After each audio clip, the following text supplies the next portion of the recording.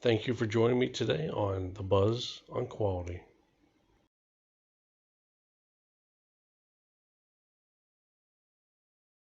Let's talk quality. Welcome, everyone. The first podcast I did touched on what quality is, the definition of quality. The second podcast I did was why is quality important? Why does it matter? Either at work or at home, our personal lives, just life in general. And this podcast is mainly looking at what your client or your customer expects from any business related to quality.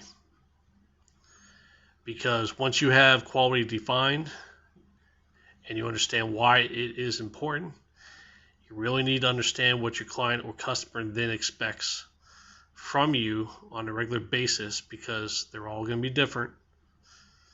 And it's important to get a grasp of that so you're successful for them every day. So that's going to be the discussion we're going to have for this podcast.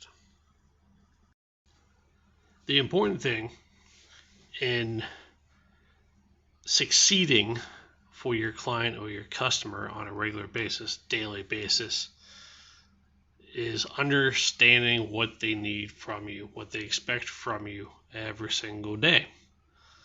Or whenever you provide them the products or service. Understanding the scope behind the requirements is key to understanding how you build your quality system and your overall business system to function and be successful for them. And a big part of this is communication, understanding clearly what they expect. Now, some may be easier than others because you have a contract that you're working off of that has a clear set of requirements, and you'll be able to easily understand, or you should be able to easily understand your scope based on that contract, because it should spell out exactly what they expect from you when they expect it.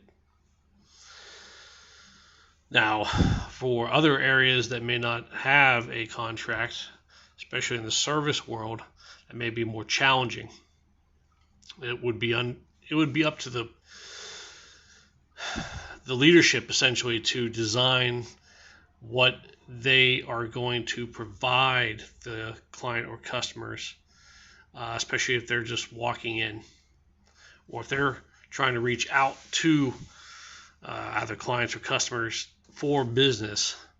It's going to be on the leadership to build the requirements to be successful for them in order to go out and get those folks. Because especially in the service industry, again, you'll have a wide variety of what the customer expects and wants when they walk in the door. So that would be a little more vague in that regard, which makes it more challenging for any business. When you have a clear-cut set of guidelines from a contract to do X, Y, and Z, that's much easier to design a system.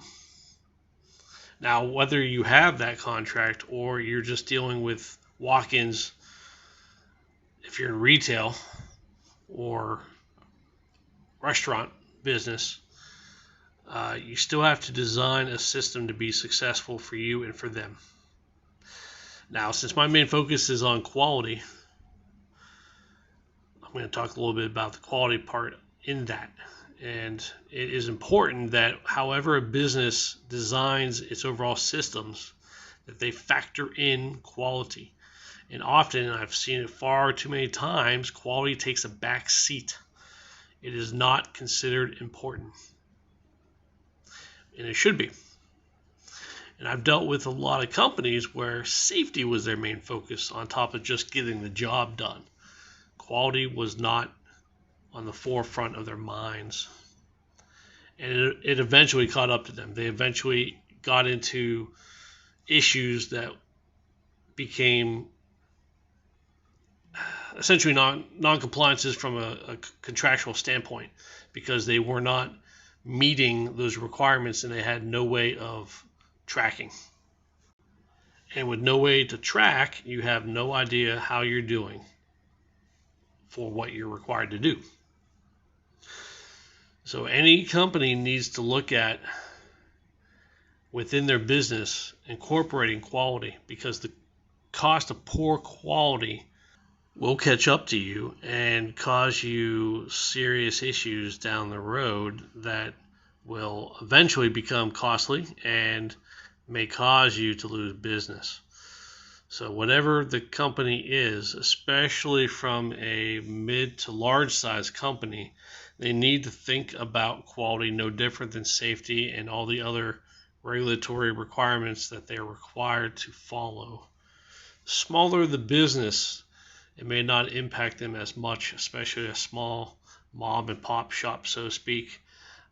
You may not have to have systems in place that you go crazy with because of the size of the operation, especially if there's only a few employees. But any company that has a fair amount of employees, a fair amount of customer client base that they're handling on a regular basis, it's important to have something in place, which I'm actually going to get into in the next podcast on building a quality system.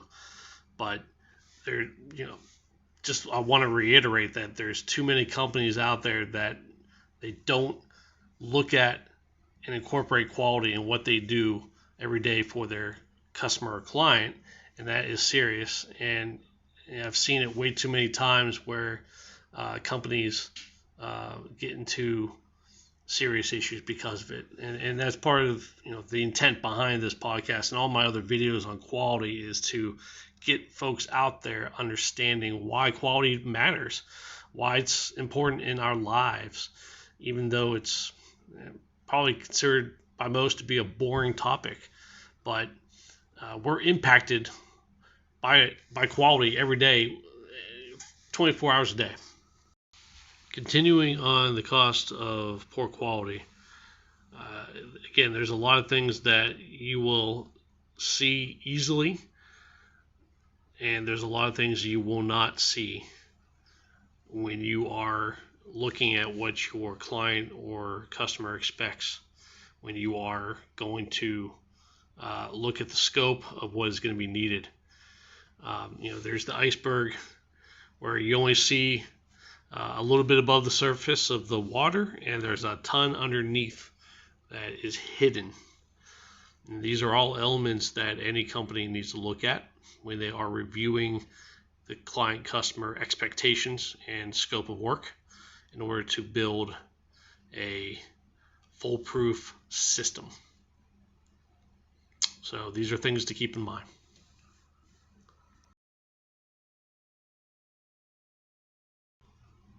Closing thoughts on the subject today is that every company out there needs to really look at what their client customer expects, either if it's on paper in a contract, which makes it easier, but I've also seen a lot not really read and understand what's in that contract, and things are missed.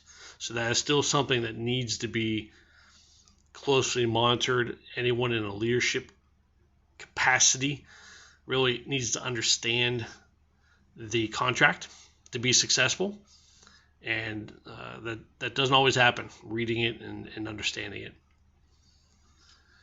And then once you have an idea of the requirements, you can start looking at building systems to meet those requirements to be successful for your client, your customer. And I'll get into that in the next podcast about how to build a quality system, which essentially becomes a business system. And from a quality system, you can also have other elements that feed off of that quality system, like safety and environmental. So keep staying tuned, and I'll catch you on the next podcast. Glad you could make it to the Buzz on Quality with Justin Buzzard.